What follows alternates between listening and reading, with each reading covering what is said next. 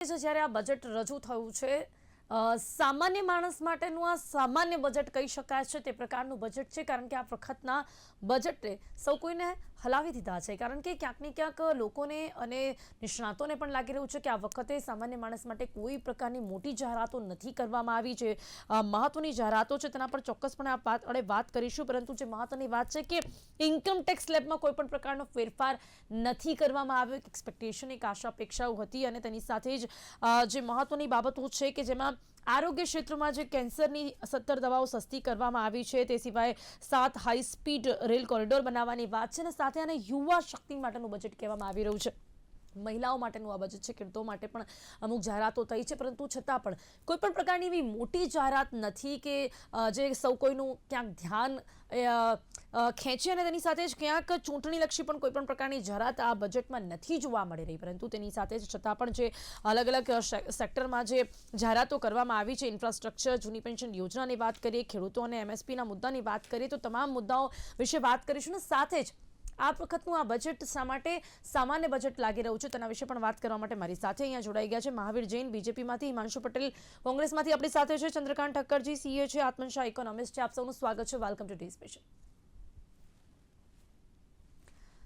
સૌથી પહેલા જ્યારે આપણે આ બજેટને લઈને વાત કરી રહ્યા છીએ, તો સૌથી પહેલો સવાલ મહાવીરભાઈ, શું કહેશો આપ એક સીએ તરીકે? પહેલા બીજેપી તરીકે આપ પછી જવાબ આપજો. મને એક સીએ તરીકે જવાબ ચોક્કસથી જોઈશે કે આપને આ બજેટ કેવો લાગ્યો છે, કારણ કે પહેલો જવાબ બધાનો એ જ છે કે જે આ બજેટ છે તે બજેટમાં ક્યાંક કોઈ મોટી જાહેરાત સામાન્ય માણસો માટે થઈ હોય તેવું નથી જોવા મળી રહ્યું.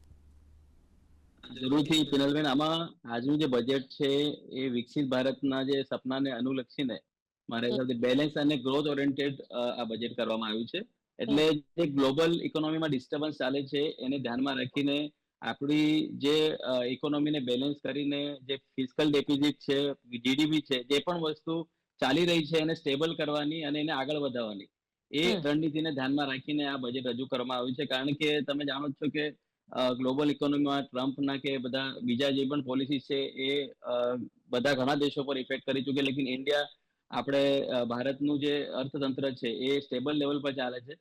ખરેખર એક આ જે કાળ છે એને ગોલ્ડી રોક્સ તરીકે આઈ થિંક અર્થશાસ્ત્રી આત્મનભાઈ વધારે આમાં કહેશે. કારણ કે નોર્મલી એવું છે, વિકાસ જ્યારે વધે છે ત્યારે ઇન્ફ્લેશન અને ફુગાવો ઇનબેલેન્સ થાય છે અને ફિસ્કલ ડેફિસિટમાં પણ ડિસ્ટર્બન્સ આવે છે. પરંતુ આ ભારત માટે ખૂબ જ સુવર્ણ તક છે, જેમાં આપણું ફિસ્કલ ડેફિસિટ પણ બેલેન્સ ચાલે છે અને સાથે વિકાસ પણ એ રીતે ધપી રહ્યો છે.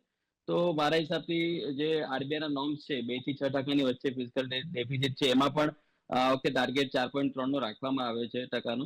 તો મારા હિસાબથી આજે જનકલ્યાણકારી આ બજેટ કહી શકાય, ગ્રોથ ઓરિએન્ટેડ કહી શકાય, નોટ એક્ઝેક્ટલી, બટ વિકસિત ભારતને જે આગળ વધારવાનું છે એના માટેનું ખૂબ જ સરસ આ પગલું છે. કઈ મહત્વની બાબત આપને એવી લાગે છે વિકસિત ભારતને આગળ વધારવા માટેની આ મહત્વની બાબત છે તેવું કહી શકાય છે? સૌથી મહત્વની બાબત કેપિટલ એક્સપેન્ડિચર, જે ગયા વર્ષે આપણે 11 લાખ જેવું હતું, એમાં 10 થી 12% જે ઇન્ફ્રાસ્ટ્રક્ચર પર અને ડિજિટલ ઇન્ફ્રાસ્ટ્રક્ચર કહી શકાય, અને ખાસ કરીને એમએસએમઈ ને ફોકસ કરવામાં આવ્યો છે. અને તમે જોશો તો જે રેલવે કોરિડોર અને રેર અર્થ જે કોરિડોર છે, ચીન અમેરિકાને જે પાછળ પાડવામાં સૌથી સફળ રહ્યું છે આ કોરિડોરને લીધે છે. અને એ જ ધ્યાનમાં રાખીને ભારત સરકારે પણ એ અનુસંધાનમાં રેલવે અને આ રેર અર્થ કોરિડોર પર ફોકસ અને હાઈ સ્પીડ ઝોન, જે અલગ અલગ મુંબઈ, પુના અને જે અલગ અલગ નોર્થ અને સાઉથ બધા જ એરિયાને આવરી લઈને આપણું જે સ્પીડ ઝોન છે અને ટ્રાન્સપોર્ટેશન છે, ઇન્ફ્રાસ્ટ્રક્ચર છે, આ બધા મુદ્દા ખાસ. આપે જે કહ્યું કે આત્મનભાઈ કદાચ આપણને વધારે કહી શકશે. આત્મનભાઈ, આપને એક ઇકોનોમિસ્ટ તરીકે આ બજેટ કેવું લાગ્યું છે?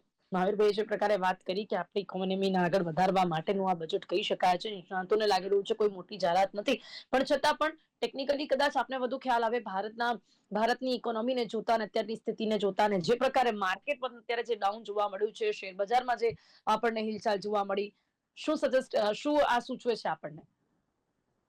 સૌથી પહેલા તો મારે એ વાત કરવી છે કે બજેટ એટલે શું?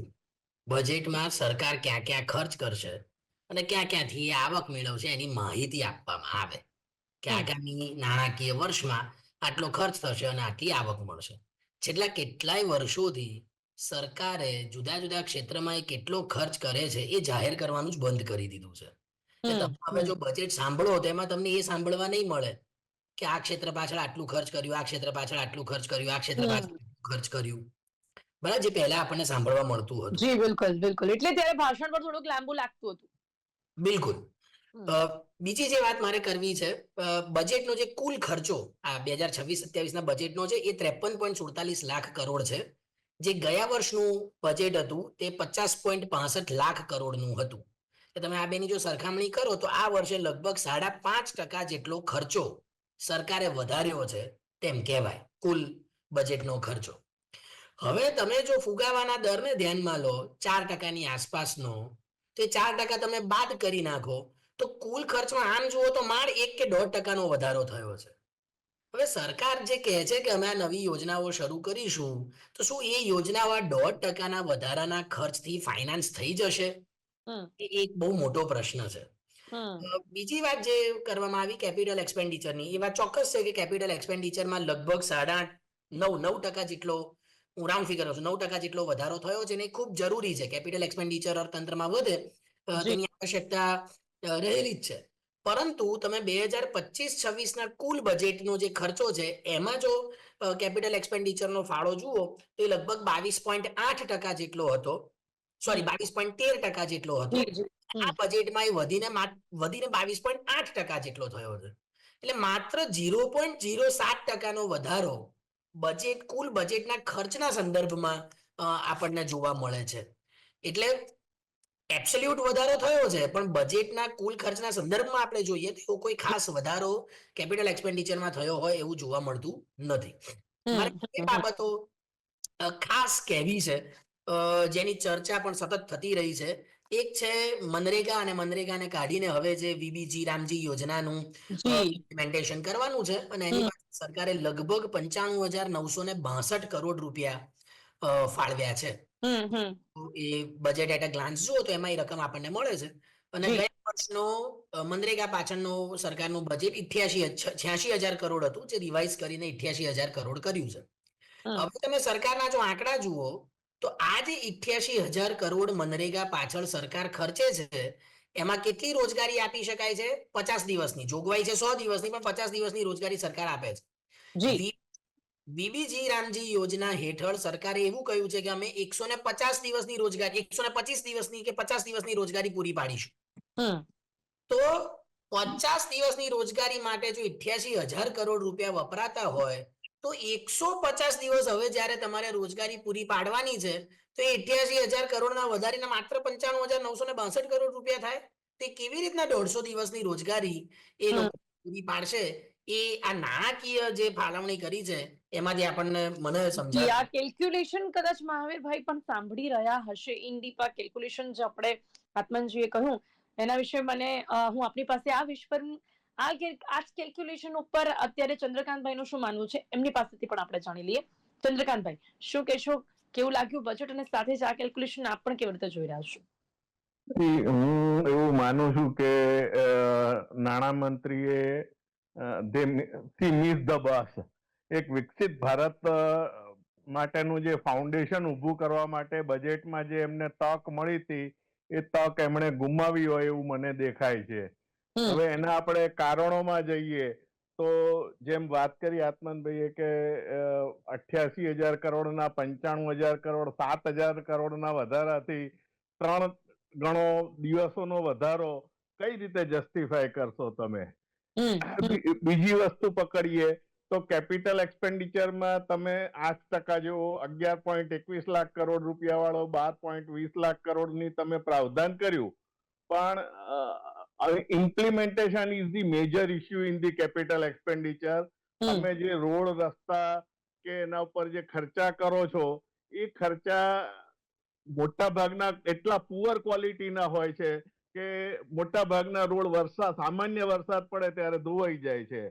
તો એ ખર્ચાનો બેનિફિટ કઈ રીતે મળે તમને? જો ફાઉન્ડેશન સ્ટ્રોંગ કરવું હોય તો તમે જે ખર્ચા કર્યા એ ફ્રૂટફુલ એક્સપેન્ડિચર મળે, એનો લોકોને લાંબા સમય સુધી લાભ મળે, અને કોસ્ટ ઓફ ટ્રાન્સપોર્ટેશન ઘટે, ટ્રાન્સપોર્ટેશનના અવર્સ ઘટે. આ બધું થાય તો એ ખર્ચો કર્યો એ લેખે લાગ્યો ગણાય. પણ પણ એના ઉપર ચંદ્રકાંતભાઈ એમાં તો ઇન્ફ્રાસ્ટ્રક્ચર માટે બીજી તરફ જોઈએ તો 7 નવા હાઈ સ્પીડ રેલ કોરિડોર, 20 નવા જળમાર્ગો અને મૂડી ખર્ચ વધારીને પણ ત્યાં 12.2 લાખ કરોડ કરવામાં આવ્યો છે.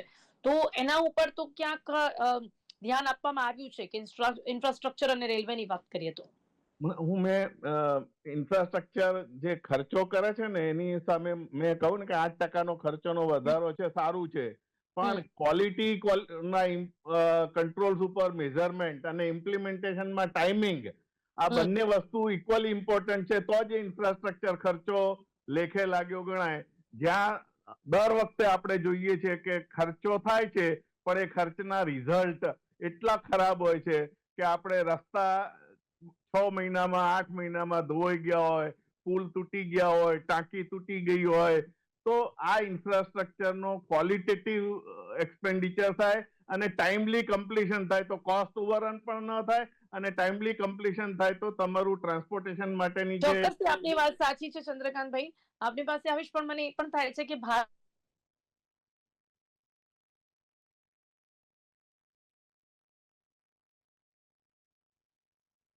હલો ત્યારે આ જ જોવા મળતું હોય છે. ત્યારે વધુ આ બજેટને લઈને આપણે વાત કરી રહ્યા છે ત્યારે ખાસ કરીને બીજી અન્ય મહત્વની બાબતો ઉપર પણ ભાર મૂકવાનો પ્રયાસ કરીશું.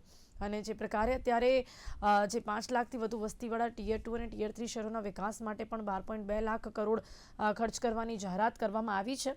અને તેની સાથે જ મહત્વની વાત એ છે કે જે પ્રકારે હાઈ સ્પીડ રેલ કોરિડોરની જાહેરાત કરવામાં આવી છે પરંતુ ઇમ્પ્લિમેન્ટેશન ઉપર પણ ક્યાંક સવાલ જોવા મળી રહ્યા છે. તો તેની સાથે જ ખાસ કરીને જોઈ શકાય છે કે જે પ્રકારે મહત્વની વાત કરી કે હા જે જાહેરાત તો કરવામાં આવે છે પરંતુ તેનું જે ઇમ્પ્લિમેન્ટેશન હોય છે તેમાં ક્યાંક વાર લાગતી હોય છે, જેના પર હંમેશાથી સવાલ ઊભો થતો હોય છે. તો આજે પણ તેના વિષય પર મહત્વની વાત કરીશું અને સાથે જ બીજા અન્ય જે મહત્વના મુદ્દાઓ છે તેના વિશે પણ વાત કરીશું. અત્યારે ખાસ કરીને આપણે જોઈ શકીએ છીએ કે જે બીજી મહત્વની વાત છે, ઇન્કમટેક્સ સ્લેબમાં કોઈ ફેરફાર નથી. રિવાઇઝ રિટર્ન ફાઇલ કરવા માટે 3 મહિનાનો વધુ સમય આપવામાં આવ્યો છે, એટલે કે 31 ડિસેમ્બરને બદલે 31 માર્ચ સુધી રિવાઇઝ રિટર્ન ફાઇલ કરી શકાય છે. નવો ઇન્કમટેક્સ એક્ટ જે છે તેને પણ 31 ડિસેમ્બરને બદલે 31 માર્ચ સુધી કરવામાં આવે છે અને 1 એપ્રિલથી 2026થી જે નવો ઇન્કમટેક્સ એક્ટ છે તે પણ લાગુ થશે. ફોર્મ્સને ફરીથી ડિઝાઇન કરવામાં આવ્યા છે, સામાન્ય લોકો તેને સરળતાથી ભરી શકે તે માટેનો પણ પ્રયાસ છે. તો આ સાથે જ વધુ મહત્વના મુદ્દાઓ પર આપણે ભાર મૂકવાનો પ્રયાસ કરી રહ્યા છીએ. એની સાથે જ ખાલી વાત કરી રહ્યા છે કે જે પ્રકારે આરોગ્ય ક્ષેત્રે આ વખતે મહત્વની જાહેરાત કરવામાં આવી છે અને તેની સાથે જ ચામડાની વસ્તુઓ પર 1%ને બદલે 3%ની કસ્ટમ ડ્યુટી લાદવામાં આવી છે. તો આ પ્રકારે મહત્વના મુદ્દાઓ પર આપણે વાત કરી રહ્યા છે. તેની સાથે જ આપણે ફરી એક વખત જે ચર્ચા છે તે ચર્ચાની શરૂઆત કરીશું. કદાચ ઇન્ટરનેટ કનેક્શનના ઇશ્યુઝના કારણે મારો અવાજ આપને ન આવી રહ્યો હોય, પરંતુ ફરી એક વખત આપણે આ ચર્ચાને શરૂ કરીએ. તો હિમાંશુભાઈ, આપનું શું માનવું છે? ખાસ કરીને કદાચ જે પ્રકારે આપે ચંદ્રકાંતભાઈને પણ સાંભળ્યા અને મહાવીરભાઈને પણ સાંભળ્યા છે, આપની મતે સૌથી પહેલા આ બજેટ કેવું ને મહત્વની વાત આપની કે રીતે પણ મારે પૂછવી છે કે ખાસ ઇન્કમટેક્સ સ્લેબમાં જ્યારે કોઈ ફેરફાર નથી કરવામાં આવ્યો, આ બાબતને કેટલી ગંભીરતાથી લઈ શકાય છે? રિટર્ન ફાઇલિંગ માટે 3 મહિના વધારાના આપવામાં આવ્યા છે પણ સ્લેબમાં કોઈ પણ પ્રકારનો ફેરફાર નથી કરવામાં આવ્યો. ચોક્કસ આ જે બજેટ આજે રજૂ થયું છે, હવે પહેલી વાત એ છે કે હવે બજેટ જેવું રહ્યું નથી. બજેટ તો ખાલી એક ઔપચારિકતા રહી ગઈ છે, ઇલેક્શનના અનુસંધાનમાં જ રહેલું છે. તમે જોશો તો આ બજેટમાં પણ સાઉથ બાજુની જે ઇલેક્શનો આવવાના છે, તો સાઉથ બાજુ થોડી વધારે અત્યારે વહેંચણી કરેલી દેખાય કે સાઉથની જે સ્ટેટ્સ હતા એના નામ વધારે દીધેલા દેખાશે. બીજું કે બજેટ પહેલા જ ધારો કે 1 જાન્યુઆરીએ જ અત્યારે 111 રૂપિયા ઘરેલું ગેસનો જે છે એનો વધારો કરી દીધેલો, આજે બીજા 50 રૂપિયાનો વધારો કરી દીધેલો છે. બજેટમાં ચર્ચા ના થાય, પહેલા બજેટોમાં આ બધી વાતો થતી હતી. હવે જે વધારો કરવાનો એ રૂટીન કોર્સમાં બધું થઈ જતો હોય છે, એટલે પબ્લિકને એ ખબર ના પડે અને બજેટની ચર્ચામાં એવું ફૂલ ગુલાબી પિક્ચર દેખાય કે ના અત્યારે તો જો આપણે 2047માં વિકસિત થઈ રહ્યા છે. બજેટ જેમ આત્મનભાઈએ કીધું એ પ્રમાણે બજેટ એક વર્ષ માટેનું હોય છે કે 1 વર્ષનો તમારો રોડમેપ જે છે, તમે અત્યારે જે 5 વર્ષની સત્તા આવેલી છે તો 5 વર્ષમાં તમે દરેક વર્ષમાં કઈ રીતના કરશો. તમારે 2029 સુધીનો તમારો રોડમેપ હોય, પણ આ તો એનાથી પણ આગળ જતા 2047નો રોડમેપ આપી રહ્યા છે. એટલે જે વસ્તુ જે છે જ નહીં હજુ 2047ની વાત, એટલે લાંબી પેલી જે પેલા 5 વર્ષીય યોજના હતી એની જગ્યાએ હવે 20-25 વર્ષીય યોજના થઈ ગઈ છે. એટલે તમે કોઈ પણ વસ્તુને કમ્પેરિઝન ના કરી શકો. બજેટ એટલે જે તમારું પાછળ ગયા વર્ષમાં શું હતું અને આ વર્ષમાં તમે કેટલું અચીવ કર્યું છે, આટલા વર્ષમાં આ વર્ષમાં તમે કઈ રીતના એલોકેશન્સ કરશો એનું જે ટેલી થતું હોય. હવે ધારો કે હમણાં કેપિટલ એક્સપેન્ડિચરની પણ વાત થઈ, મેં અત્યારે કેપિટલ એક્સપેન્ડિચરના આંકડા જોયા તો એ ઘટતા આવેલા છે કે કેપિટલ એક્સપેન્ડિચર જે છે ગઈ સાલ કરતા 1,44,376 કરોડ ઘટાડેલું છે. એવી રીતના બીજા ટોટલ એક્સપેન્ડિચર 1,0503 કરોડ ઘટ્યું છે. રૂરલ ડેવલપમેન્ટનું જે વાત કરી એમાં 53,000 કરોડનો ઘટાડો છે. અર્બન ડેવલપમેન્ટમાં ગઈ સાલ કરતા આ વખતનામાં 39,573 કરોડનો ઘટાડો છે. સોશિયલ વેરફેરમાં 10,000 કરોડનો ઘટાડો છે. એગ્રીકલ્ચરમાં 6,985 કરોડનો ઘટાડો છે. એજ્યુકેશનમાં 6,701 કરોડનો ઘટાડો છે. હેલ્થમાં 3,686 કરોડનો ઘટાડો છે. નોર્થ ઈસ્ટનું જે ફંડ હતું એમાં 436 કરોડનો ઘટાડો છે. એટલે દરેક સેક્ટર્સમાં એમને ઘટાડેલું છે. બીજું તમે આંકડા જોશો તો જેમ અત્યારે 12 લાખ કરોડનું એલોકેશન દેખાડે છે કેપિટલ એક્સપેન્ડિચરમાં, પણ જેમ રિવાઇઝ એસ્ટિમેટ ગઈ સાલના જોશો તો એમાં એવું લાગશે કે તમે એમને જે બજેટેડ એસ્ટિમેટ હતા એમાં રિવાઇઝ એસ્ટિમેટ કરે એમાં 92,000 કરોડનો સરકારે જ ઘટાડો દેખાડેલો છે. શું કારણ લાગે છે હિમાંશુભાઈ, આ વખતે એ ક્યાંક લોકો- એ જે લોકો- સરકાર જે છે એ ક્યાંક પૈસા બચાવવાના મૂડમાં જોવા મળી રહી છે કે પછી એમને હવે ના લાગી ના ગયું પૈસા છે કે બચાવવાના નહીં, નહીં, બીજો પૈસા સવાલ એ પણ છે પૈસા કે તો એમને હવે ખબર પડી ગઈ છે કે કોઈ પણ ગમે તેટલી કેવી પણ જાહેરાતો કરો, જનતા એમના તરફી જ હોય છે. એ પ્રકારે હવે કઈ પણ જાહેરાત કરવામાં આવે છે કે ન કરવામાં આવતી હોય, જનતા એમના તરફી છે એ મૂળ હવે એ લોકોને ખબર પડી ગઈ છે. એટલા માટે કદાચ મહત્વની કોઈ જાહેરાતો નથી. જનતા એમના તરફી નથી પણ ઇલેક્શન કમિશન એમના તરફી છે એટલે ખ્યાલ છે એમને, એટલે એ વસ્તુ એના લીધે બધું થઈ રહ્યું છે. બાકી જો જનતા તો તરત જ જનતાને, કેમ કે જે મેં કીધું કે અત્યારે 111 રૂપિયા અને 50 રૂપિયા ગેસના બાટલાના ભાવ વધી ગયેલા છે. હવે આ વાત કઈ ચર્ચામાં જ નથી આવતી. જે દરેક વસ્તુનો વધારો થયેલો છે પબ્લિકના ખીજામાંથી, તમે સમજો કે એન કેન પ્રકારે જીએસટીમાં, ઇન્કમ ટેક્સમાં વધારો કરી રહ્યા છે. એના લીધે જે લોકો કહે છે જીએસટી ની આવક આટલી વધી, તમે જીએસટી નો બેનિફિટ શું આપ્યો? જો તમારી સરકારની આવકો વધતી હોય તો એનો બેનિફિટ આપવાનો હોય સરકાર પ્રજાને. તમે તો દરેક સેક્ટર્સમાં વધારો કરો છો. ઇન્કમ ટેક્સમાં તમે કહે છો ઇન્કમ, હું તમને એ જ કહું છું, ઇન્કમ ટેક્સમાં હું તમને એ જ કહું છું. તો જ્યારે મફત યોજનાઓ જે પ્રકારે ના મફત કોઈ યોજનાઓ નહીં, ના ચાલુ એ કરી રીતના છે, નથી. હિમાચલ કે કર્ણાટક, ત્યાં તિજોરી ખાલી જ થઈ છે, વિકાસના કામો પણ અટકી પડ્યા છે. એટલે ક્યાંક દેશને ના એવી રીતના નથી થયું. એવી રીતના નથી થયું. તમે સમજો 10,000 ની તમે બેટી બચાવો યોજના મફતમાં દાખલ કરી, એમાં એ બિહારમાં વિકાસના કામો થઈ ગયા? એવી વાત નથી. જે પ્રમાણે સરકાર એકચ્યુઅલીમાં શું હોય કે સરકારની મનસા હોવી જોઈએ. કોઈ પણ વસ્તુનું તમે એલોકેશન કરો. આજે ટેક્સ વધારે કલેક્ટ કરીને પછી હું તમારી પબ્લિકને બેનિફિટ આપું છું, બરાબર, અને અથવા તો ટેક્સ ઓછો કલેક્ટ કરીને બેનિફિટ આપું છું, એ રીતના હોય. તમે ઇન્કમ ટેક્સના હમણાં એક તમે વાત કરી એને હું તમને અનુસંધાનમાં તમને આ કહી દઉં એટલે તમને ખ્યાલ આવશે. એમણે કીધું કે રિવાઇઝ લિમિટની લિમિટ વધારી છે, પણ એમાંય નોશનલ ફી લઈને વધારી છે. તમે સમજો એ ફી લેવાની માટે વધારી છે, પબ્લિકને બેનિફિટ આપવા માટે નહીં. જેમ પાન કાર્ડ આધાર કાર્ડ લિંક કરવાની વાતો હોય તો પાન કાર્ડ આધાર કાર્ડ લિંક કયા વ્યક્તિઓના રહી ગયા છે? નાના છેવાડાના માનવીઓના રહી ગયા, જેને બેન્કિંગ જોડે કઈ કનેક્શન ના હોય. જ્યારે એમને જરૂર પડી ત્યારે એમની જોડેથી હજાર રૂપિયા લીધેલા છે. આવી રીતના 7,000 કરોડ ભેગા થયેલા છે. ઘણા સવાલો આ વખતે ખરેખર ભાજપ પર ઉભા થઈ રહ્યા છે, સરકાર પર ઉભા થઈ રહ્યા છે. ખરેખર આપને નથી લાગતું કે આ વખતે સામાન્ય જનતા પણ ક્યાંક એટલી ખુશ નથી આ બધી જાહેરાતોથી?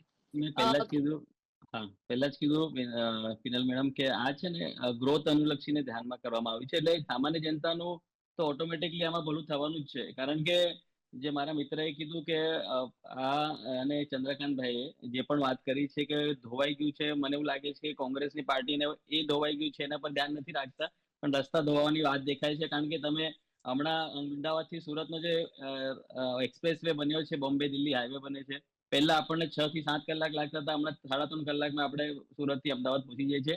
એ જ ગ્રોથ દેખાડે છે કે તમારું કેટલું ફાસ્ટ ઇકોનોમી થઈ ગઈ છે. નહીં તો ચલો ઓકે, ઇન્કમ ટેક્સ સ્લેબમાં કોઈ ફેરફાર કેમ નહીં કરવામાં આવ્યા? કારણ કે ગત બજેટમાં 12.75 લાખ સુધીની આવક પર રાહત આપી હતી ને, પણ હવે મધ્યમ વર્ગ માટે કેમ આવું કરવામાં આવ્યું? કોઈ મોંઘવારી નથી વધી આપને એવું લાગે છે? પગારદારોમાં ના ખિસ્સા ઉપર કોઈ બોજ નથી એવું લાગે છે? શું લાગે છે આપને, કેમ આ નથી? મહત્વની વાત છે આ. ખરેખર આમાં હું ડિટેલમાં જણાવીશ તમને કે તો પહેલા તમે જે કીધું કે ફુગાવો સ્ટેબલ થઈ ગયો છે બહુ.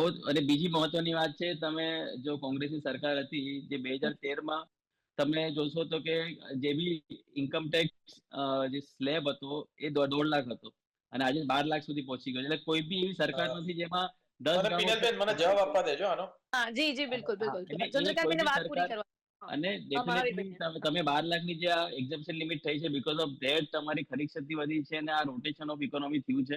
અને સૌથી મોટી વાત કે છેલ્લા 60 વર્ષમાં જે કાર્ય કોંગ્રેસ સરકાર કે આગળ કોઈ કરી શક્યું નથી, જે ઇન્કમ ટેક્સ સ્લેબ જેમાં 800 જેટલી સેક્શનો હતી ને ડિટેલી હું જે સીએ એવું કહી શકું કે અમે ખરેખર કંટાળી જતા હતા કે પ્રોવિઝો, સબ પ્રોવિઝો, સબ સેક્શન અને આ બધું એની બધી જી, એટલે ઘણી વાર ઓકે અમને ખબર નહીં પડતી કે આનું શું કરવું. એની ઓકે. જગ્યાએ હમણાં નવું ઇન્કમ ટેક્સ એક્ટ આવ્યું જેમાં 500 જેટલા જ ખાલી સેક્શનો છે, ફેસલેસ એસેસમેન્ટ છે, ફેસલેસ અપીલ છે, જે ઇઝીનેસ ની વાત કરવામાં આવી રહી છે. ઓકે ઓકે ઓકે, મને હિમાંશુભાઈને સાંભળવું છે. સીએ કદાચ એ પણ એમના કંઈક એમના મંતવ્ય છે. જી હિમાંશુભાઈ. જે પ્રમાણે મહાવીરભાઈએ વાત કરી કે અગાઉની કોંગ્રેસ સરકારે જ્યારે 2013માં 1.5 લાખની લિમિટ ઉપર 30%, તો એ ખોટી વાત છે. 2004 સુધી 1.5 લાખ ઉપર 30% ટેક્સ લેવાતો હતો. કે એમાં 50,000 ઉપર 10%, 50 થી 60,000 10%, 60 થી 1 લાખ સુધી 20% અને 1 લાખ ઉપર 1.5% ને એ રીતના હતું. પછી કોંગ્રેસની સરકારે 2014 સુધીમાં 10 લાખની ઉપર આવક ઉપર 30% કર્યો, 1.5 લાખ થી 10 લાખનો વધારો કર્યો છે. બરાબર. અને 10 લાખની આ સરકાર માત્ર 10 લાખ થી 15 લાખમાં 5 લાખ જ વધારો કર્યો. હું જ્યારે એક્ઝામ્પશન કોંગ્રેસે લેતી વાત 7 લાખ. કરું છું. હું તમને વાત કરું, તમે સાંભળો હજુ. તમે બધા આંકડા જી, એક આપું મિનિટ છું તમને. મહાવીરભાઈ, આપણી પાસે આવીશ, એમની વાત પૂરી કરો. હા, હા, એટલે જે કોંગ્રેસે એ વખતે જે 1.5 લાખ ઉપર 30% થતો હતો એનો 10 લાખ ઉપર 30% કર્યો. એટલે સીધું તમારે 8.5 લાખનો બેનિફિટ આપેલો છે ઇન્કમનો, જેના ટેક્સ રેટમાં જે ચેન્જ થાય છે. જ્યારે અત્યારે આ ગવર્મેન્ટે 10 લાખની વધારીને 15 લાખ ઉપર કરી. ગઈ સાલે એમને 24 લાખ કરવું પડ્યું. એ શેના કારણે? મહાવીરભાઈને ખબર નહીં હોય કે કોંગ્રેસ વખતે ડાયરેક્ટ ટેક્સ કોડ બિલ, જે આ જ વસ્તુ જે અત્યારે જે કહી રહ્યા છે કે અમે નવું ટેક્સ બિલ લાવવાના છે, એ 2010માં ઇન્ટ્રોડ્યુસ થઈ ગયેલું હતું. ઓકે એ ઓકે. પછી 2012માં નહીં, એક આનો અનુસંધાન, એક જી, કનેક્શનમાં પિનલબેન એક હિમાંશુભાઈ એક ફરી મિનિટ આવીશ પતાઈ દે. આપની પાસે, પણ આના કદાચ અનુસંધાનમાં છે, જવાબ. એટલે જો થઈ જાય તો સારી વાત છે. જી આના જી અનુસંધાનમાં છે કે ડાયરેક્ટ ટેક્સ કોડ બિલની જે જી. જે પાર્લામેન્ટમાં રજૂ કરવામાં આવ્યું, ત્યારે કમિટી એક રચાઈ. કમિટીએ ભલામણ કરી કે તમે 24 લાખની ઉપર તમે 30%નો સ્લેબ લઈ જાઓ ત્યારે ડાયરેક્ટ ટેક્સ કોડ ઇમ્પ્લિમેન્ટ કરવામાં આવશે. ત્યારે એ ભલામણના અનુસંધાનમાં અત્યારે થઈ રહ્યું છે. તમે સમજો કે એ વખતે કોંગ્રેસે મૂકેલું જ હતું ડાયરેક્ટ ટેક્સ કોડ બિલ, અને તો અત્યારે 397 ને જે અત્યારે મહાવીરભાઈ કહી રહ્યા છે કે ક્લોઝ ને આ તે બધું રિમૂવ કરી દીધું. એ ક્લોઝ ને બધું રિમૂવ નથી કર્યું. ક્લોઝ એ બધા પોઈન્ટ પેરામાં અંદર લઈ દીધા, પોઈન્ટ વાઇઝ લઈ દીધા છે. 397 પાનાનું લેન્ધી બિલ રજૂ કરેલું છે. ઓકે, એટલે ક્યાંક જી જી જી. ઓકે, આત્મનભાઈ આપનું શું માનવું છે આ બાબત પર? શું પહેલાથી જ કોંગ્રેસ સમયની જે વાત હમણાં હિમાંશુભાઈ કરી કે ત્યારથી જ તેને લઈને ક્યાંક આને બીજેપી આગળ વધાર્યું છે કે ખરેખર એમની આ મહેનત જોવા મળી રહી છે? આપનું શું માનવું છે? હું તો સીએ નથી, એટલે ઇન્કમ ટેક્સ સ્લેબમાં શું ફેરફાર થાય અને એનાથી કેટલી રાહત મળે એની ગણતરી તો જે સીએ છે ચલો વધારે ને, આપને હું ઇકોનોમી પર આવીશ. ઓકે, કદાચ ચંદ્રકાંતભાઈ મારે વધારે જે આમાં કંઈક કહી શકશે. મારે જે ચંદ્રકાંત વાત 2 કે 3 જી બાબતો કહેવી છે કે જેને આપણે ફ્લેગશિપ ઇવેન્ટ્સ કહીએ છીએ મોદી સાહેબની, કે જેમણે એ ઇન્ટ્રોડ્યુસ કરી, આયુષ્યમાન ભારત યોજના અથવા તો જલ જીવન યોજના, એ બધાના બજેટ જુઓ તો થોડાક ચોંકાવનારા આંકડા આપણને મળે છે. નેશનલ આયુષ મિશન 2025-26માં ખર્ચો હતો 1275 કરોડ, જે રિવાઇઝડ એસ્ટિમેટ ઘટાડીને થઈ ગયો 781 કરોડ, એટલે ઘટાડો થયો. સર્વ શિક્ષા અભિયાનમાં ખર્ચો સરકારે 2025-26ના બજેટમાં એવું કહ્યું હતું, બજેટ એસ્ટિમેટ હતો 41,250 કરોડ, ઘટીને 38,000 કરોડ થઈ ગયો. અને આ વર્ષે ફરી જાહેર કર્યું કે અમે 42,000 કરોડ ખર્ચીશું. પીએમ પોષણ યોજના, જે બીજી એક ફ્લેગશિપ ઇવેન્ટ તરીકે રજૂ કરવામાં આવે છે, 25-26નો ખર્ચો હતો 12,500 કરોડ, જેનું રિવાઇઝડ એસ્ટિમેટ ઘટીને થઈ ગયું 10,600 કરોડ. અને આ વર્ષે ફરી સરકારે જાહેર કર્યું કે અમે 12,750 કરોડ ખર્ચીશું. આયુષ્યમાન ભારત યોજના PMJAY 2025-26માં ખર્ચો હતો 9,406 કરોડ બજેટ એસ્ટિમેટ્સ, જેમાં 406 કરોડનો ઘટાડો કરીને રિવાઇઝડ એસ્ટિમેટ 9,000 કરોડે પહોંચ્યો છે. અને ફરી એવું જાહેર કર્યું કે અમે આ વર્ષે 9,500 કરોડનો ખર્ચો કરીશું. એટલે બજેટ એસ્ટિમેટમાં જાહેરાત થઈ જાય છે જી જી કરીશું, પણ આવતા વર્ષે એટલે 27-28 નું જ્યારે બજેટ જાહેર થશે, કે જ્યારે આ 26-27 ના રિવાઇઝડ એસ્ટિમેટ્સ મળશે, એમાં પાછો ઘટાડો જોવા મળે છે. સેમ એવું ક્યાંક ને ક્યાંક બધા સેક્ટરમાં ઘટાડો તો જોવા મળી જ રહ્યો છે જાહેરાતમાં. હું બીજી 2 યોજના કહી દઉં ઘટાડો છે જેમાં ઘટાડો થયો છે. પ્રધાનમંત્રી કૃષિ સિંચાઈ યોજના 8,266 કરોડ ગયા વર્ષે ફાળવણી કરી હતી, આ વર્ષે કરી 6,587 કરોડ, લગભગ 1.5 થી 2,000 કરોડનો ઘટાડો. અને જળ જીવન મિશન એ તો તમને જાણીને આશ્ચર્ય થશે, સરકારે જાહેર કર્યું હતું 67,000 કરોડ, રિવાઇઝ એસ્ટિમેટ કેટલા એને ઉભું રહ્યું છે? માત્ર 17,000 કરોડ, 40,000 કરોડનો ઘટાડો. શું કારણ લાગે છે આપને? Revised આપને એવું લાગે છે કે આ સેક્ટર્સ એ લોકોને અને હવે ફરી વિકસિત લાગી સરકાર આ રહ્યા છે? વર્ષે જાહેર કરે છે કે અમે 67,000 કરોડ ફરી ખર્ચીશું. એટલે માત્ર જાહેરાત કરવાથી ખર્ચો થઈ જાય છે એવું નથી, કારણ કે આપણને સાચા આંકડા ક્યારે મળશે? 26-27 ના જે સરકારે અત્યારે જાહેર કર્યા છે એ 2 વર્ષ રહીને મળશે. હવે એ 2 વર્ષ રહીને સરકાર પાછું કંઈક નવું લઈ આવી હશે. આત્મનભાઈ, એવું નહીં હોય ને? જી, એવું નહીં હોય કે આ 2047 સુધીનું બજેટ હશે 67,000 કરોડ. ચોક્કસથી આ વિષય ઉપર, અને પછી મારે જે ઇન્કમ ટેક્સ ને લઈને ફરી એક વખત ચંદ્રકાંતભાઈને સવાલ પૂછવું છે, પરંતુ આ ચર્ચાને આગળ વધારીશું, પરંતુ હાલ સમય થયો છે એક બ્રેક. સાથે જ આ ચર્ચા વિશે વાત કરીશું આપણે, પરંતુ હાલ લઈશું એક બ્રેક. બ્રેક બાદ ફરી એકવાર આપનું સ્વાગત છે. ડે સ્પેશિયલમાં વાત કરી રહ્યા છે બજેટને લઈને અને તેની સાથે જ અલગ અલગ સેક્ટરમાં શું ફાળવણી થઈ છે અને ખરેખર આશાઓ અને અપેક્ષાઓ પર ક્યાંક ખરું ન ઉતર્યું હોય બજેટ, તેને કેમ કહેવામાં આવી રહ્યું છે તેના વિશે વાત કરી રહ્યા છે. આત્મી આપણી પાસે આવું છું, પરંતુ પહેલા એકવાર હું ઇન્કમટેક્સ સ્લેબને લઈને જે ભાજપ કોંગ્રેસમાં વાત થઈ છે તેને લઈને ચંદ્રકાંતભાઈ પાસે જવાબ માંગીશ. ચંદ્રકાંતભાઈ, શું કહેશો આપ? ખાસ કરીને જે પ્રકારે જે ઇન્કમટેક્સ સ્લેબમાં કોઈ ફેરફાર નથી કરવામાં આવ્યા તેને લઈને ભાજપ જે અહીંયા વાત કરી રહ્યું છે, તેની સાથે હિમાંશુભાઈએ જે પણ જે સમજાવ્યું છે એના પર આપનું શું માનવું છે? અને નવો ઇન્કમટેક્સ એક્ટ જે 1 એપ્રિલથી લાગુ પડશે અને ફોર્મ્સને ફરીથી ડિઝાઇન પણ કરવામાં આવ્યા છે, સામાન્ય લોકો સરળતાથી ભરી શકે તે કરવામાં આવ્યું છે. 31 ડિસેમ્બરને બદલે 31 માર્ચ સુધીનો રિટર્ન ફાઇલ કરી શકાય છે. આ એક હલકી ફુલકી આમ કંઈક જાહેરાતો કરી છે, આમાં એવું કહી શકાય છે ચંદ્રકાંતભાઈ? હવે જે ઇન્કમટેક્સ સ્લેબમાં ફેરફાર કરીને વાત કરવામાં આવે છે કે 12,50,000 રૂપિયા સુધી ટેક્સનું એક્ઝમ્પશન છે, તો ખરેખર આ વાસ્તવિક વાત નથી. એટલા માટે કે તમે ન્યૂ રિજીમમાં જાઓ છો ત્યારે તમારા જે ચેપ્ટર 6 એના ડિડક્શન્સ તમને મળતા હતા, ઇન્ટરેસ્ટની હાઉસિંગ લોનના ઇન્ટરેસ્ટનું ડિડક્શન મળતું હતું, એ બધી વસ્તુઓ બંધ કરી દીધી છે. તો એવું કરીને તમે એવું કહેવા માંગો છો લોકોને કે તમને કોઈ સેવિંગ કરો એમાં અમે કોઈ ઇન્સેન્ટિવ આપવા માંગતા નથી. હવે તમારે એ પણ સમજવું પડશે કે ડેવલપ કન્ટ્રીઝમાં સોશિયલ સેક્ટરના સોશિયલ સિક્યોરિટીના બેનિફિટ્સ મળે છે, જે બેનિફિટ્સ અહીં નથી મળતા. તો જે યંગ જનરેશન છે એ આમે અત્યારે સ્પેન્ડિંગ ઇકોનોમીમાં જતી રહી છે, અને જો એમને ઇન્સેન્ટિવાઇઝ ન કરે તો એ સેવિંગ કરવાની નથી. હવે હું એક પીપીએફમાં સપોઝ પૈસા રોકું છું, 7.10% વ્યાજ મળે છે, પણ મને ઇન્કમ ટેક્સનો બેનિફિટ નથી મળતો ન્યૂ રિજીમના કારણે, તો મારું ઇફેક્ટિવ ઇન્ટરેસ્ટ રેટ 7.10% રહ્યો. પણ હું 20%ના સ્લેબમાં છું અને મને જો એ ડિડક્શન મળતું હોય તો મારો ઇફેક્ટિવ રેટ 8.5-9% થઈ જાય, તો મને એક રોકાણ કરવાની કે એ ઇન્વેસ્ટમેન્ટ કરવાની એક મને ઈચ્છા થશે, અને તો મારા ભવિષ્યને સિક્યોર કરી શકીશ, જેના માટે સરકાર તરફથી તો મને કોઈ પ્રાઇવેટ સેક્ટરના એમ્પ્લોઈઝને બેનિફિટ મળતો જ નથી. તો ન્યૂ રિજીમ ને ઓલ્ડ રિજીમની કાં તો તમે પ્રથા જ બંધ કરી દો અને ચેપ્ટર 6 ના ડિડક્શન જે તમને ઇન્સેન્ટિવાઇઝ કરે છે બચત કરવા માટેના, એ સેક્શન્સના બેનિફિટ મળે એવી જોગવાઈઓ કરો. આપને લાગે છે ચંદ્રકાંતભાઈ આમાં કોઈ એવી જોગવાઈ કરવી જોઈતી હતી, કંઈ થઈ શકતું હતું, પણ કંઈ ધ્યાન આપવામાં નથી આવ્યું? ન્યૂ રિજીમ ઓલ્ડ રિજીમ બંધ કરી એક જ વસ્તુનો સ્લેબ અને આ ચેપ્ટર 6 એના બેનિફિટ્સ બધા મળે. જે કઈ બેનિફિટ્સ ન્યૂ રિજીમમાં નથી મળતા એ મળે, તો નાનો અને મધ્યમ વર્ગને જે બચત કરવાની પ્રેરણા મળે એ માટેની કોઈ જોગવાઈ બજેટમાં કરવામાં આવી નથી, અને જે અપેક્ષા લોકોને હતી. જી જી આત્મનજી, આપનું શું માનવું છે? હવે જો વાત કરીએ તો આ જે બજેટ છે તેને એમ તો યુવા શક્તિ માટેનું બજેટ કહેવામાં આવી રહ્યું છે, કે યુવાઓ માટેનું ખાસ આ બજેટ છે, તેમને રોજગારી મળી શકે, તેમને વધુ તકો મળી શકે તે પ્રકારનું બજેટ માનવામાં આવી રહ્યું છે. પણ આપણે જે પ્રકારે ચંદ્રકાંતભાઈએ વાત કરી કે અહીંયા ક્યાંક ને ક્યાંક અત્યારે જે કંઈ પણ આપણું આખું જે ટેક્સનું પણ સ્લેબ જોઈએ કે પછી ખાસ કરીને તમને જે પ્રકારે વાત કરી કે ન્યૂ રિઝમ ઓલ્ડ રિઝમમાં પણ અત્યારે ન્યૂ રિઝમમાં કોઈ પણ પ્રકારનો ફાયદો અહીંયા યંગ જનરેશનને નથી થતો જોવા મળી રહ્યો છે. એની સાથે બીજી મહત્વની વાત મને એવું પણ લાગે છે કે શું ક્યાંક ને ક્યાંક આ પ્રકારની તકો ન હોવાથી જે આપણી યંગ જનરેશન છે તે બહાર જવાનું વધુ પસંદ કરતી થાય છે? આત્મનજી.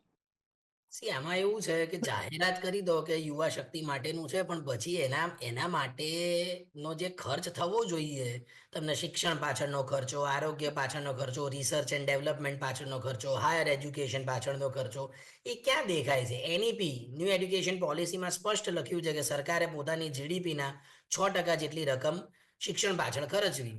તમે જુઓ અત્યારે કેન્દ્ર સરકારનો ફાળો જીડીપીના ટકાવારીમાં શિક્ષણ ખર્ચમાં કેટલો છે? 1%ની આસપાસ છે. અને તમે બધા રાજ્યોનો અને કેન્દ્ર સરકારનો ભેગું કરો, કારણ કે શિક્ષણ એ બંધારણના કોન્કરન્ટ લિસ્ટમાં છે, એટલે રાજ્ય સરકાર અને કેન્દ્ર સરકાર બંનેની જવાબદારી છે. એ ભેગા કરો તોય 3-4%થી વધતો નથી. આરોગ્યનો ફાળો 4% હોવો જોઈએ, 2%થી વધતો નથી. એટલે માત્ર જાહેરાત કરવાથી નહીં, એની પાછળના અલોકેશન થવા જોઈએ, અને અલોકેશન પછી એનું ઇમ્પ્લિમેન્ટેશન પણ થવું જોઈએ. માત્ર તમે રૂપિયા ફાળવી દો છો એવું નહીં, એ રૂપિયા ફળવાયા પછી એની ક્વોલિટી શું છે, એ પાછળનો ખર્ચો કેટલો થશે, કેવી રીતે થશે, એના લાભો લોકો સુધી પહોંચશે કે નહીં, એની જ્યારે વાત કરવામાં આવે ત્યારે ખરેખર યુવા શક્તિ આગળ આવશે, અને એ આપણને વિકાસમાં આગળ વધવામાં મદદરૂપ થશે.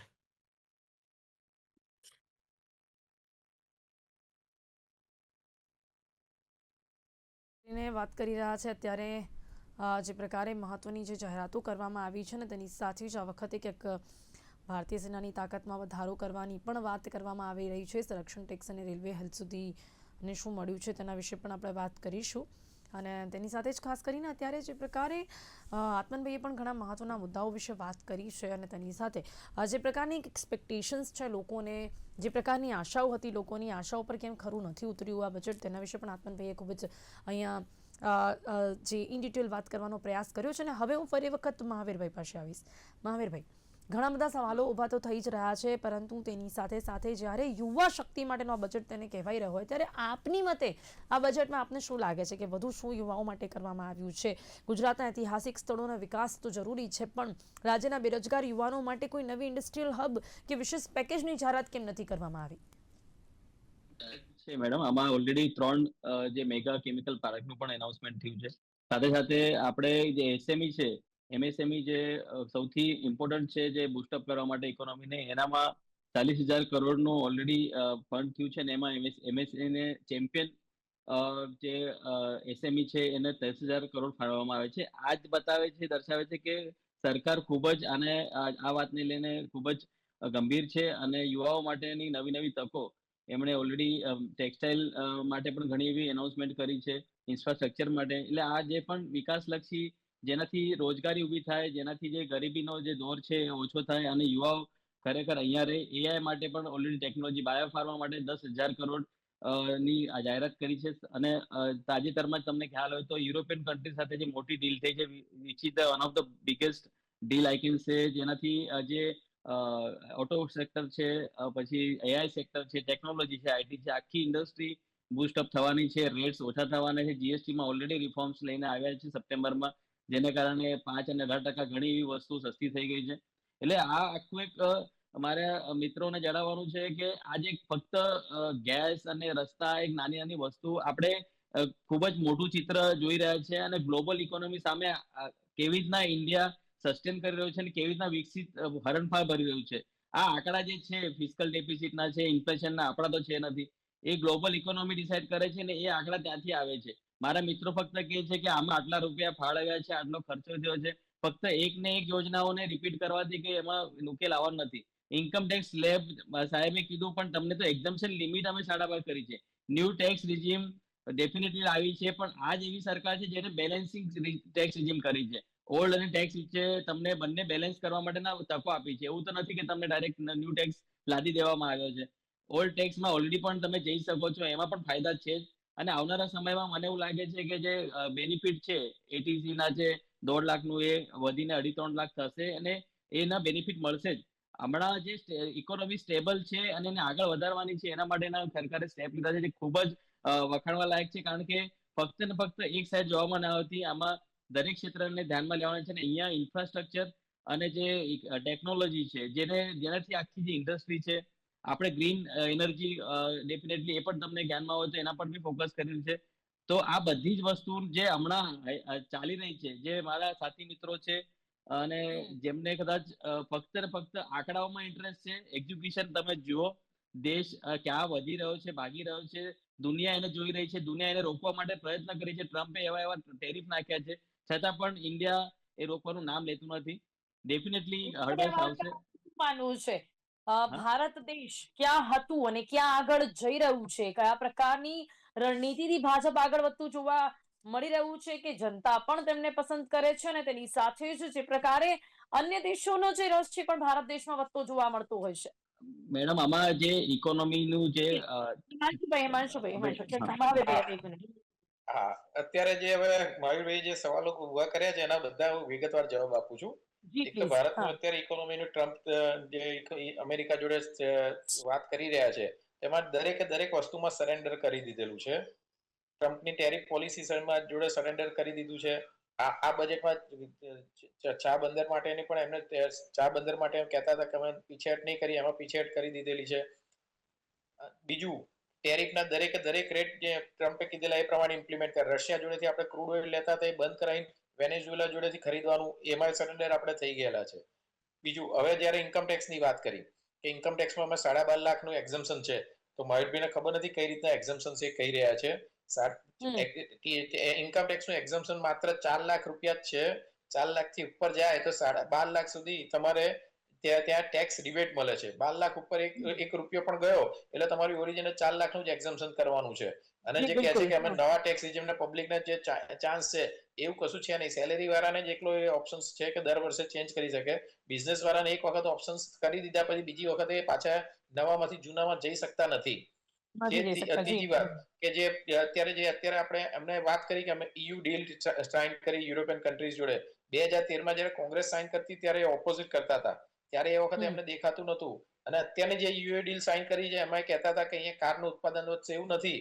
ફોરેનની કારો અહીંયા સસ્તી થશે. પણ હાલ એ તો પેલો વસ્તુ છે. હિમાંશુની ડીલ તો ક્યાંક આપણી માટે ફાયદાકારક સાબિત થઈ રહી છે. ફાયદાકારક નથી, હું તમને એ જ કહું છું કે જે થયું ફાયદાકારક મોડું નથી. થયું, સમજાયું, પણ અત્યારે એ તો ભારત નથી, માટે એ નથી. ફાયદાકારક છે. ઉત્પાદન તમે સમજો કે ત્યાંથી ગાડીઓ આવશે, એનું ટેરિફ, એને જે ટેરિફ ઘટાડેલા છે એટલે અહીંયા ગાડીઓ સસ્તી થશે. એટલે અહીંની ગાડીઓ વાળા, અહીંયા જે લોકલ ગાડીઓ જે છે ઇન્ડિયન મેન્યુફેક્ચરિંગ વાળી એ નહીં લે લોકો, પછી ફોરેનની ગાડીઓ લઈ લેશે. તમારે એ વસ્તુ થવાનું છે. બીજું કે જે ઇન્કમ અત્યારે જે મેઇન ખાસ વસ્તુ છે કે એસટીટી જે વધારેલો છે જેના કારણે શેર બજાર આજે ઘટી ગયેલું છે. બરાબર? પણ આપણે તો એમાં પણ એસટીટી ટક્કર આપવી પડશે ને. આપણે આપણું ઇન્ફ્રાસ્ટ્રક્ચર ને પ્રોડક્શન એવું બનાવીએ કે પણ તેની આપણા ગાડીઓ ઇન્ફ્રાસ્ટ્રક્ચરમાં તો ક્યાં ઇન્ફ્રાસ્ટ્રક્ચરમાં તો એ ભારત દેશની ગાડીઓ એમની તો એના માટે ત્યાં EU ડીલમાં એ પ્રોવિઝન નથી નાખવા જેવી કે ત્યાંની ગાડીઓને અમે 40% ટેરિફ ઓછો કરીશું. બરાબર? તો એ પ્રોવિઝન નથી નાખવા જેવી ભારત દેશની ગાડીઓને જે નહીં તો અહીંયા કોંગ્રેસ ભારત જ્યારે દેશનું ડીલ ગાડી કરવા માંગતી હતી ત્યારે તેમનું એ નતું. શું મંતવ્ય? એ ડીલ એમાં આ પોઈન્ટ નતો કે ત્યાંની ગાડીઓને બેનિફિટ આપવાનો. એમાં EU ડીલમાં ત્યાં મેન્યુફેક્ચરિંગ જે એમાં ભારત નિર્માણનો આખો પ્રોજેક્ટ થતો હતો, એમાં દરેકે દરેક કોરિડોર, એમાં દિલ્હી મુંબઈ કોરિડોર એ વખત 90% પતી ગયેલો હતો. પણ આ બરાબર? તો એક સરકાર છે જે સૌથી વધારે આત્મનિર્ભર ભારત પર ભાર મૂકી રહી છે. આત્મનિર્ભર ભારતની તો તમે વાત કરી રહ્યા છો એટલે હું તમને એના અનુસંધાનમાં કહી દઉં કે મેન્યુફેક્ચરિંગ નું જે જીડીપીમાં કન્ટ્રીબ્યુશન છે અત્યારે સૌથી લોએસ્ટ ચાલી રહ્યું છે, 12.6%. બરાબર? જો તમે આત્મનિર્ભરની વાત કરો તો મેન્યુફેક્ચરિંગ શેર છે જીડીપી ના ગ્રોથ રેટમાં એ માત્ર 12.6% જ છે. કોંગ્રેસ વખતે 16% હતો. તો ક્યાંથી તમારું આત્મનિર્ભર કયું વસ્તુ રહ્યું? તમે કયું મેન્યુફેક્ચરિંગમાં ડાઉન થઈ ગયા છો, એક્સપોર્ટમાં પણ ડાઉન થઈ ગયા છો. બરાબર? તમારે આજે ફોરેન તમારી કરન્સી ડાઉન થઈ ગઈ છે. બીજા જે ગ્લોબલ અત્યારે આપણને વાત કરે છે ગ્લોબલ ફેક્ટર્સના કારણે, ગ્લોબલ ફેક્ટર્સમાં તમે બીજી બધી કન્ટ્રીના જુઓ જે અંડર ડેવલપ કન્ટ્રીઝ છે એની કરન્સી મજબૂત રહી છે અને આપણી કરન્સી ઘટી ગયેલી છે. તો એક એકચ્યુઅલીમાં આ સરકારની પોલિસી પેરાલિસિસ દેખાઈ રહી છે કે દરેકે દરેક સેક્ટર્સમાં. અને જે પ્રજા જોડેથી પૈસા કઈ રીતના વસૂલ કરવા, જીએસટી ના ફોર્મમાં, ઇન્કમ ટેક્સના ફોર્મમાં, જુદી જુદી પેનલ્ટીઓના ફોર્મમાં, હવે અત્યારે એસટીટી ના ફોર્મમાં વસૂલ કર્યું. 53,000 કરોડની સરકારને શેર બજારમાંથી એસટીટી ના ફોર્મમાં આવક થાય છે. કોંગ્રેસ વખતે 2004, તમે સમજો કે 2004 પહેલા જે લોંગ ટર્મ કેપિટલ ગેઇન 10% હતો અને શોર્ટ ટર્મ 30% હતો. એસટીટી નતું, કોંગ્રેસે એસટીટી ઇમ્પ્લિમેન્ટ કરીને લોંગ ટર્મ કેપિટલ ગેઇન 0 કરી દીધેલો અને જે 30% નો શોર્ટ ટર્મ કેપિટલ ગેઇન હતો એ 10% કરી દીધેલો હતો. આ સરકારે 2017 થી એસટીટી પણ વધારેલો છે અને ત્યાં લોંગ ટર્મ કેપિટલ ગેઇન થી તો 10% ની વધારીને 12.5% કરેલું છે. બધી બાજુ ટેક્સ કલેક્શન કરતી રહી છે. જી મહાવીરભાઈ, આ આંકડાઓ પર આપનું શું માનવું છે? ડેફિનેટલી મારા મિત્રને હિમાંશુભાઈને ખાસ કહીશ કે આપ આંકડા પર ધ્યાન આપો સાહેબ. આપણે જે 20% લોંગ ટર્મ કેપિટલ ગેઇન હતું ને 12.5% કર્યા છે. 10% અરે ભાઈ એ 20% શેર સ્ટોક નહીં, શેર હા, બજારમાં હતું જ તમે- નહીં. શેર બજારમાં કેપિટલ ગેઇન ટેક્સ હતો જ નહીં. તમે સમજો અરે, 2004 થી હા 2014 તો સુધી તમે 10 વર્ષ સુધી નતો. તમે એ જ આંકડાને તમે જરા પર તમે ઉમેરો. એનો તમે તમે 20% કર્યો તો. એનો તમે 20% 20% એ તમારા પ્રોપર્ટી પર હતું અને એને પ્રોપર્ટી પ્રોપર્ટી એનો 10% કર્યો ને અને 10% નો 12.5% કેપિટલ ગેઇન જે શેર બજાર ઉપર તમે કર્યો એ વખતે 0% હતું. તમે સમજો. એસટીટી નો વધારવાનો ખાસ મુદ્દો છે ફ્યુચર અને જે સ્પેક્યુલેટિવ બિઝનેસ થાય છે. અરે પણ તમે શા માટે તો Speculative ગેમિંગ ઉપર ટેક્સ લો છો? ગેમિંગ બાર છે ચંદ્રકાંતભાઈ, તેના પર ટેક્સ લો છો. તમે ચંદ્રકાંતભાઈ, શેર આપણે બજારના ખૂબ જ સટ્ટા ઉપર વાત કરો છો. ફક્ત- આત્મનિર્ભર ફક્ત ને ફક્ત તમે- હિમાંશુભાઈ, એક CA તરીકે ચંદ્રકાંતભાઈ આના પર શું કહેશો? સાંભળે જી ચંદ્રકાંતભાઈ. હા, હવે જે એસટીટી લેવાનો શરૂ કર્યો ને ત્યારે એ આશયથી જ એમણે લીધેલું કે કલેક્શન એક જ જગ્યાએથી શેર બ્રોકર્સ પાસેથી મળી જાય અને long term capital gain total exempt કરી દઈએ, શોર્ટ ટર્મ કેપિટલ ગેઇન પર 10% ટેક્સ લાગે. એના બદલે એસટીટી પણ લેવાનો અને શોર્ટ ટર્મ લોંગ ટર્મ પર કેપિટલ ગેઇન પર પણ ટેક્સ લેવાનો, શોર્ટ ટર્મ નો ટેક્સ વધારવાનો. આ કરીને તમે જે આખો મોટિવ હતો કલેક્શન, ત્યારે જયારે ઇન્ટ્રોડ્યુસ કરવામાં આવે છે ત્યારે એવું કહેવામાં આવે છે કે કલેક્શનની સુવિધા અને લોકો પાછા ટેક્સ ઇવેડ કરે છે, એના બદલે અહીંથી ટેક્સ મળી જાય છે. પછી એ ઇન્ટ્રોડ્યુસ કર્યું, પછી એમાં પાછો ડબલ ટેક્સેશન એસટીટી પર લેવાનો, શોર્ટ ટર્મ કેપિટલ ગેઇન પર વધારો પણ લેવાનો અને લોંગ ટર્મ પણ કેપિટલ ગેઇન પર પણ ટેક્સ લેવાનો. તો આ તમે જે પ્રોમિસરી એસ્ટોપલની જે વાત આવે છે ને કે જ્યારે તમે એક પ્રોમિસ આપો છો કે અમે એસટીટી લઈએ છીએ એટલે આ નહીં લઈએ અને પછી એમાંથી તમે ફરી જાઓ છો, તો એ it's a breach of promissory estoppel. જી બિલકુલ બિલકુલ બિલકુલ. જી અને ભાવેશભાઈ. બીજી એક વસ્તુ કહી દઉં કે જે જી, ચંદ્રકાંત. કહેવામાં આવે છે કે એફએનડો ઉપર એસટીટી 0.02 નો 0.5% એફએનઓ નું ઘટાડો કરવા માટે કર્યો છે. તો ખરેખર જ્યારે આવા ટેક્સ વધ્યા છે ને તો લોકો ડબ્બા ટ્રેડિંગ ને બધા ઉપર વળ્યા છે, જ્યાંથી કશું આવક નહીં થાય. જી જી જી જી. ભાવેશભાઈ, તો આ રીતે તો લોકો કયા રસ્તે જવા પર મજબૂર થશે? ના એમાં મેડમ ખરેખર આ જે સરકાર હતી કોંગ્રેસની સરકારે જે કૌભાંડોનું જે સરકાર કહેવાય છે, એટલા બધા કૌભાંડો થયા બધી કૌભાંડોમાં ક્લીન ચીટ આપેલી છે તમારી સરકારે. તમારે એક બી કહેવાતી બધી કૌભાંડ વાતો નથી. ખોટી કારણ કરેલી કે છે. કૌભાંડો કારણ કે તમારે કૌભાંડો હવે તો તમે બહુ RTI વર્ષો કરો, તમે નહીં, CAG એટલે રિપોર્ટ આપણે- આપો એટલે અમારે તમારે સરકાર- નવા કેટલા કૌભાંડો થયા છે. અમારે- હા તો અમે અમારી સરકાર એટલે હું એટલે તમને કહું છું જે ટેક્સ કલેક્શન અમે ડાયરેક્ટ ટેક્સ કલેક્શન કરીએ છીએ ને જે રણનીતિ છે અમારે ક્લિયર છે. આમાં રણનીતિ છુપાઈને પછી કૌભાંડો કરવામાં આવે છે, ત્યાં એ સરકાર નથી. તમારી આ રણનીતિ સરકાર તમે CAG ના ઓડિટ તો કરાવો, એના રિપોર્ટ RTI ના જવાબ આપો. પોતાના RTI તમારે- એક્ટિવિસ્ટો સામે તમે પગલા લઈ રહ્યા છો. બધું ઓનલાઈન થઈ ગયું સાહેબ. તમારા ટાઈમે તો કશું બધી ઓનલાઈન નથી. તમે જવાબદેહી તો આપો. થઈ ગયું છે. રિસ્પોન્સિબિલિટી જ નથી આ સરકારની. તમે સોશિયલ સિક્યુરિટી માંથી અત્યારે પાછા તમારે- નવું ટેક્સ રિજીમ એટલા માટે લાવો છો કે તમારી કોઈ સોશિયલ રિસ્પોન્સિબિલિટી ના આપણે રહે, થોડું એકાઉન્ટેબિલિટી ટેક્સની ના રહે. વાત કરીએ તો હિમાંશુભાઈ, અમુક એવી જાહેરાતો જે કરવામાં આવી છે, જેમ કે અમુક આપણા દેશને ક્યાંક એવું કહી શકાય કે જે અમુક સિગરેટ જે છે, સિગરેટ પર જે રીતે એને ક્યાંક મોંઘી કરી દેવામાં આવી છે, વિદેશી દારૂ ને અમુક મિનરલ્સ એ પણ જે રીતે મોંઘા કરી દેવામાં આવ્યા છે, એ કંઈક અમુક સારી બાબતોની પણ જો વાત કરી લે તો EU ડીલમાં 12.2 લાખ કરોડ યુરોપિયન ઇન્ફ્રાસ્ટ્રક્ચર ડીલમાં વિદેશી દારૂ સસ્તા થઈ ગયા છો. યુરોપિયન ડીલમાં વિદેશી દારૂ સસ્તા થઈ ગયા છે.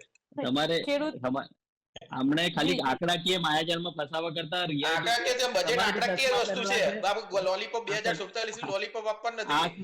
બજેટ આંકડાકીય જ હોય. બજેટ તો તમે બજેટ ઉપર ચર્ચા ના કરો. તમારા આંકડા મોતિયો આવી ગયો છે, જરા કરાવી લેજો. એક ઇકોનોમિસ્ટ તરીકે કરતા હોઈએ ત્યારે ચોક્કસપણે આંકડાકીય જ વાત કરી શકાય કે કદાચ અમને પણ એટલી આંકડાકીય માહિતી ન હોઈ શકે જેટલી આપ લોકોને હોઈ શકે, જેટલી એક ઇકોનોમિસ્ટ ને હોઈ શકે, જેટલી એક CA ને હોઈ શકે, ને ચર્ચાનો ઉદ્દેશ્ય જે હોય કે એને સરળતાથી અમે લોકો પણ સમજી શકીએ. બધા આંકડા સાચા જ છે, એમણે માનવું નથી એ અલગ વાત છે. કારણ કે જે ઇન્કમ ટેક્સ નો જે રિટર્ન્સ નો સ્લોપ હતો એમની સાથે 2 કરોડ હતા, આજે 10 કરોડ ની ઉપર થઈ ગયું છે. તમે જુઓ કેટલું હરણફાળ આમાં થયું છે. એ મુવમેન્ટ છેલ્લા કેટલા ટેક્સ ની આવક, કયા ટેક્સ પેયર જોડે, કેટલા ટેક્સ પેયર જોડે 3.5 કરોડ કેટલા ટેક્સ પેયર જોડે થઈ? કે આ તમે નહીં. ટેક્સ રેટ વધાર્યો, કેટલા નીલ રિટર્ન ફાઇલ કર્યું તમને ખબર છે? એ જ કહું, 3.5 કરોડ તમને ખબર છે? tax ભરે છે. 3.5 કરોડ જોડેથી આવી છે. મહાવીરભાઈ જવાબ આપી રહ્યા નીલ છે. રિટર્ન ફાઇલ કરનારા છે. હિમાંશુભાઈ 3.5 કરોડ નીલ રિટર્ન મહાવીરભાઈ ફાઇલ જવાબ આપી કરનારા રહ્યા છે, છે. આપણે સાંભળી લઈએ. 10 માંથી જી. 3.5 3.5 કરોડ કરોડ ટેક્સેશન. ખાલી 262 જણા લોકો જોડે 100 કરોડની તમે પુનાવવાળા આંકડા છે. જુઓ, ઇન્કમ સર, ટેક્સ હું તમને આંકડા જ આપું છું તમને. અરે, હું તમને income tax CBDT ના જ આંકડા આપું ઓકે, આ છું. બંનેના આંકડાઓ આપણે ચંદ્રકાંતભાઈને પૂછી લઈએ. ચંદ્રકાંતભાઈ, આપનું શું માનવું છે? નંબર ઓફ લોકોની આવક વધી છે એની સામે કોઈ ના નથી. હા. પણ સવાલ એ છે કે જ્યારે તમારે વિકસિત ભારત કરવું છે, 2047માં ડેવલપ કન્ટ્રીઝ કરવું છે, તો એનું ફાઉન્ડેશન કરવા માટે તમારે સ્ટેબિલિટી ઓફ લો જોઈએ. આજે સ્ટેબિલિટી ઓફ લો કેવી રીતે નથી, હું આપને કહું કે ગઈ સાલ જ બજેટમાં સુધારો કર્યો કે બાયબેક નો જે શેર થાય ત્યારે લોંગ ટર્મ કેપિટલ ગેઇન પહેલા કેપિટલ ગેઇન જ ગણાતો હતો. ગઈ સાલ ચેન્જ કરીને એને ડિવિડન્ડ ગણવાની વાત કરી. આ સાલ ફરી પાછું દિલ્હીથી દોલતાબાદ અને હવે કહે છે કે કેપિટલ ગેઇન એટલે એક સ્પેશિયલ રેટ એનો ગણીને કેપિટલ ગેઇન ગણવામાં આવશે. તો તમે સ્ટેબિલિટી ઓફ લો નથી રાખતા તો એફડીઆઈ ક્યાંથી આવશે, એફઆઈઆઈ ક્યાંથી આવશે? જ્યારે ફોરેન ડાયરેક્ટ ઇન્વેસ્ટર્સ કે એફઆઈઆઈ આવે છે ત્યારે લોંગ ટર્મ પ્લાનિંગ સાથે આવે છે. તમારી ટેક્સ પોલિસીમાં પણ લોંગ ટર્મ સ્ટેબિલિટી રહેશે એવું માનીને આવે છે. ચલો, એના ઉપર આપણે એમને સવાલ કરીશું, પરંતુ બીજો એક સવાલ ચંદ્રકાંતભાઈ, મને એમ કહેશો કે શેર બજારમાં જે આ માહોલ જોવા મળ્યો છે એ લોકો માટે કેટલું નુકસાનકારક, કેટલા કરોડો ક્યાંક અહીંયા લોકો ગુમાવ્યા છે, જે પ્રકારે શેર બજારમાં તેની અસર જોવા મળે છે આ બજેટની? It may be temporary also. હું એવું નથી કહેતો કે આ લાંબો આ શેર બજારો નો ઘટાડો બહુ લાંબો ચોક્કસથી અત્યારે બજેટની અસર છે. સવાલ આજે જ્યારે એસટીટી માં જે વધારો કર્યો એફએનડો માટે, એની એક ઇમ્પેક્ટ છે. બીજું ઓવરઓલ જે માર્કેટની એક્સપેક્ટેશન્સ હતી ડાયરેક્ટ ટેક્સમાં અને ઇનડાયરેક્ટ ટેક્સના જે અમુક પ્રપોઝલ્સની, એ દેખવા નથી મળી. અત્યારે હજુ ફાઇન પ્રિન્ટ જોવાની બાકી છે, પણ અત્યારના પ્રાઇમા ફેસી જે વસ્તુ જોઈએ છે તો એવી વસ્તુ નથી દેખાતી કે જેના કારણે વિકસિત ભારત માટેનું આ બજેટ ગણી શકાય. બીજું તમે પ્રેડિક્શન ઓફ ધી જીડીપીમાં જો તો એ 6.8% થી 7.2% વાત કરતા હોય તો ગઈ સાલ 7.3% તમે જયારે જીડીપી નો ગ્રોથ કર્યો છે તો it is a reduction in the GDP growth which is being envisaged by the government itself. તો આ બધાની અસર શેર બજાર ઉપર દેખાવાની જ છે. જી જી જી જી મહેશભાઈ, એ તો ચોક્કસથી આપણે પણ જોઈ જ રહ્યા છો એ અસર. તો કદાચ એ તો ટેમ્પરરી કહીને ચોક્કસપણે એ જ કહેશો કે એક ટેમ્પરરી અસર છે, પણ ટેમ્પરરી પણ જે અસર છે તે કંઈક ના કંઈક તો સૂચવી જ રહી છે, જે પ્રકારે આપણે આ આખો માહોલ જોઈ શકીએ છીએ માર્કેટમાં. મેં પહેલા પણ કીધું કે આને જે ગ્લોબલ ઇકોનોમી સામે આપણે બેલેન્સ અને સ્ટેબલ થવા માટેની આ બજેટ છે.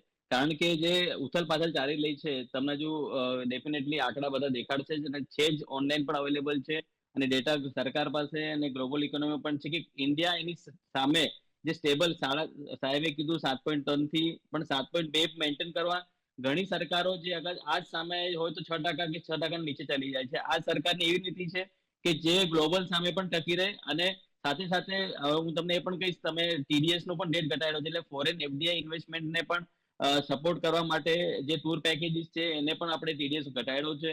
અને સાથે સાથે પણ જે મહત્વનો મુદ્દો ચંદ્રકાંતભાઈએ કહ્યો કે સ્ટેબિલિટી ઓફ લો નથી જોવા મળતું. વારંવાર આ પ્રકારની હિલચાલ જોવા મળે, તેના કારણે ના કોઈ કંઈ સમજી શકે, ના કોઈ લોંગ ટર્મ ભારત દેશને કંઈક ફાયદો થાય, કે જે હંમેશા આપણે વિકસિત ભારત માટેનું બજેટ કહેતા હોય છે, 2047 સુધીની વાત કરતા હોય છે, એ માટે એક સ્ટેબિલિટી હોવી જરૂરી છે.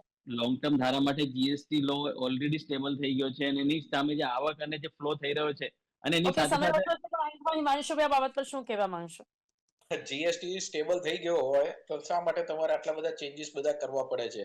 અને જ્યારે જીએસટી ઇમ્પ્લિમેન્ટ કરેલો ત્યારે અરુણ જેટલીજી કહેતા હતા કે જીએસટી માં ઇમ્પ્લિમેન્ટ કરીશું ત્યારે જીડીપી ગ્રોથ રેટ 2% વધી જશે. આ તો 9 વર્ષ થઈ ગયા તો પણ જીડીપી ગ્રોથ રેટ વધ્યો નથી. ગ્લોબલ ઇકોનોમી આવેલો છે. ગ્લોબલ તો કશું છે જ નહીં. અહીંયા તમારે લોકલ બજેટ નું જે વાત છે, ગ્લોબલ ના નામે ચરી ના ખાવ તમે. તમારે જે પોલિસી પેરાલિસિસ છે એ દેખાઈ આવે છે. ગ્લોબલમાં તમારી કરન્સી ઇન્ડિયાની કરન્સી ઘટેલી છે, જ્યારે બીજી અંડર ડેવલપ કન્ટ્રીની કરન્સી વધેલી છે. રૂપિયો બગડ્યો છે ડોલરની સામે, એટલે ક્યાંક ને ક્યાંક બધી રીતે અત્યારે જે પરિસ્થિતિ છે તે પરિસ્થિતિના એ- કારણે અત્યારે આ બજેટ ઉપર ઘણા સવાલો ઉભા થતા જોવા મળ્યા છે. ચલો આપણે મહાવીરભાઈએ ડિફેન્સમાં પણ જવાબો આપવાનો પ્રયાસ export- કર્યો. જી મહાવીરભાઈ, અંતમાં શું કેવું છે? આપણે ડિફેન્સમાં પણ એક્સપોર્ટ વધ્યું. તમે એક્સપોર્ટ ઓરિએન્ટેડ વર્ક થઈ રહ્યું છે. મેક ઇન ઇન્ડિયા અંતર્ગત ડિફેન્સ 4% સરકાર કોંગ્રેસના ટાઈમે 4% 15% સુધી એક્સપોર્ટ થઈ ગયું છે. એ આગળ તમે દર્શાવો. તમે એક્સપોર્ટ ક્યાં થયું છે? તમે દેખાડો કયા ડિફેન્સ નું? કોંગ્રેસ વખતની સરકાર જે ગવર્મેન્ટની તમે કંપનીઓ છે, HAL અને BDL, એની અંદર જ થયેલું છે. આજે તમે 2000 બીજી કોઈ નવી industry કંપની નથી બનાવી શક્યા. 2000 તમે નવી કોઈ industry કંપની થઈ નથી છે બનાવી. સાહેબ. તમે જુઓ હવે બે Defense and ડિફેન્સ અને Aeronautics and સંરક્ષણ Tejas બજેટ તો આ બધું import કરે. વખતે ત્યાંની 16% export કરેલું છે. વધ્યું છે. એ વખતનું તમે છે. લખો બ્રહ્મોસ મિસાઇલ તમારા ને બધું એ મગજમાં વખત છે, કોંગ્રેસ વખતનું છે. પોલિસીમાં નથી. તમે તમારા તમે મગજમાં એ લખો વખતે લાગે. વિરોધ કરતા હતા. અલે ભાઈ, તમે જી, હિન્દુસ્તાન જી, એરોનોટિક્સ જી, લિમિટેડ ચર્ચા અને BDL માં જ સમાપ્ત કોંગ્રેસ કરવી નથી બનાવેલું છે પડશે, તેજસ ને કારણ ફાઇટર કે જેટ. તમારે લખવો છે ને તમારા હવે આ મગજમાં વખતે ચડી ગયો છે એટલે તમે મહત્વની જાહેરાતો નથી, પરંતુ મહત્વના મુદ્દાઓ ઘણા હતા ચર્ચા કરવા માટે, પણ સમય આપણી પાસે ઓછો છે એટલે ચર્ચાને અહીંયા સમાપ્ત કરવી પડશે. મહાવીરભાઈ, હિમાંશુભાઈ, ચંદ્રકાંતભાઈ, આપ સૌ મારી સાથે ચર્ચામાં જોડાયા